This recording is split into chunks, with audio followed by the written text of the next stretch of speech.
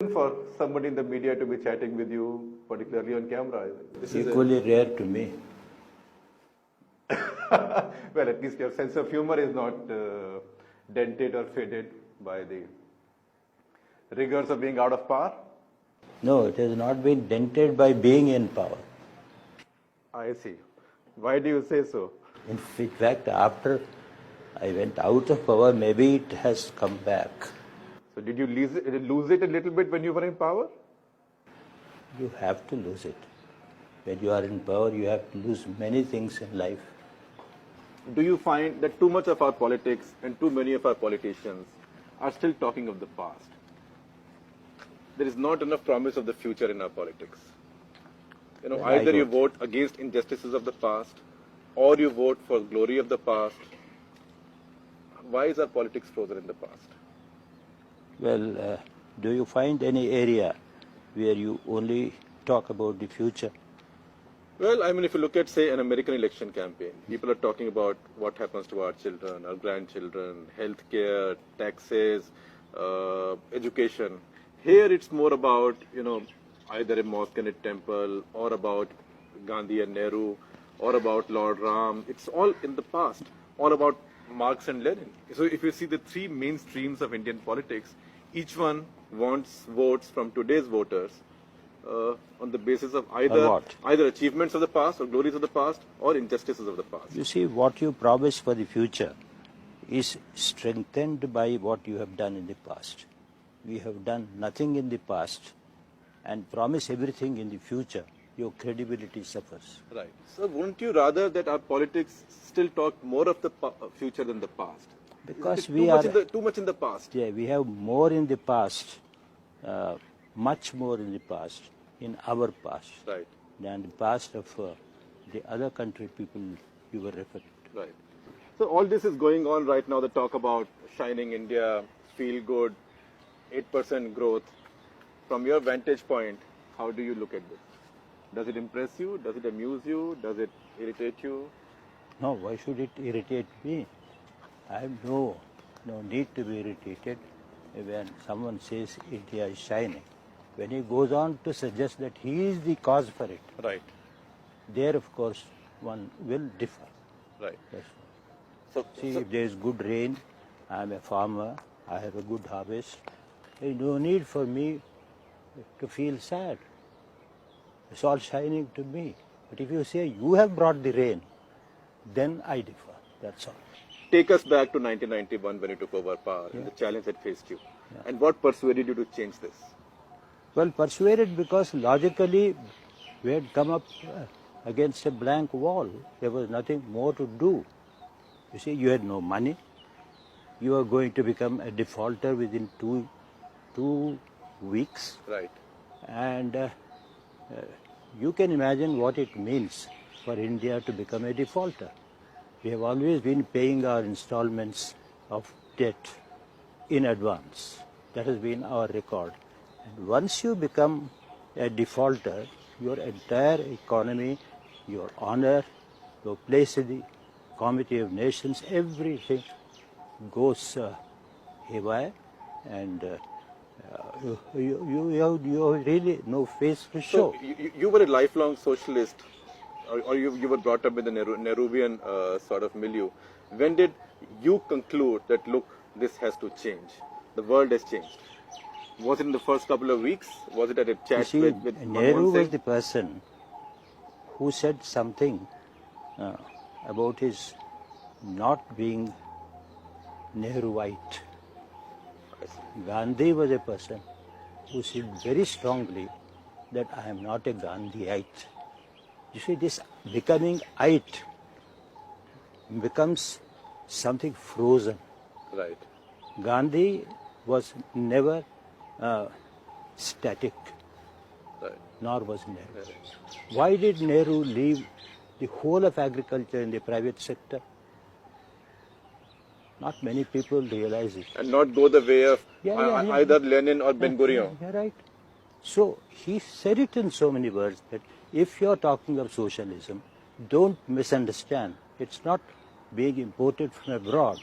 It is being evolved under our own conditions. So that should suffice as a permanent answer in favor of what really Nehru wanted to do and what we are trying to do. So for you, it was In that not. spirit. It was not such a big instinctive shift.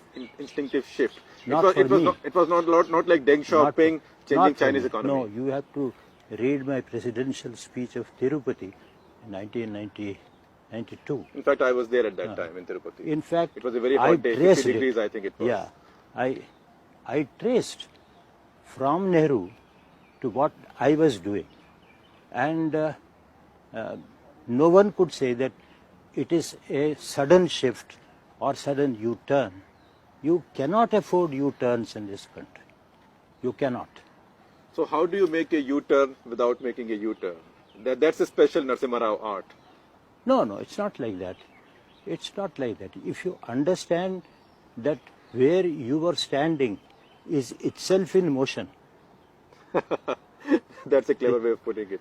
the turning becomes easier. You are not static. That's what I have just told you. Right. You are not static, never static. Look at what Gandhiji has done. Look at what Panditji has done.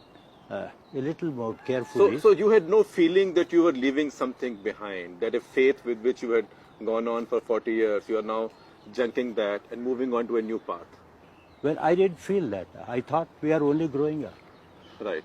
I can't possibly make do with the clothes I wore 50 years back. When you managed this change, shift, U-turn We without a did- U-turn, You see, this is another difficult. did you have to deal with many doubts? No, I don't think I managed it. It was an objective situation which had its own impact, it had its own momentum. It was created. Dr. Manmohan Singh did his very best to push it forward. Behind him, I stood like a rock, giving him political support through thick and thin. So this is the kind of, teamwork. In fact, Dr. which we did. Manmohan Singh said on this show, he described how he quietly devalued the rupee, he went to RBI governor Quite because right. he had not got the vote of confidence. And in fact, you told him that if it goes all right, it's fine. If it goes wrong, then you may pay for it with your job. No, I didn't quite tell him that, because we may also have to pay for it, because it's not just the finance minister, it is the duo, the prime minister giving him the political wherewithal, the armor which he needs, Right. and the finance minister being an expert in the job, in which I don't interfere unless I find that from the people there will be something like a backlash. Then of course I have to warn him, and he takes the warning and takes into consideration that warning. There were occasions when you pulled him back, as on the question of subsidies. Yeah, quite right. Quite right. You see, there are many occasions where I encouraged him. When I found him deficient, when people attacked him, I said, attack me, don't attack him. He is not a politician. Let him do his job. So there, it's a question of managing people. Did you ever think things will change so fast in India? In 1991, could you have imagined 2004 of today? Well, I couldn't have imagined 2004 of today. In fact, I may have imagined 2010.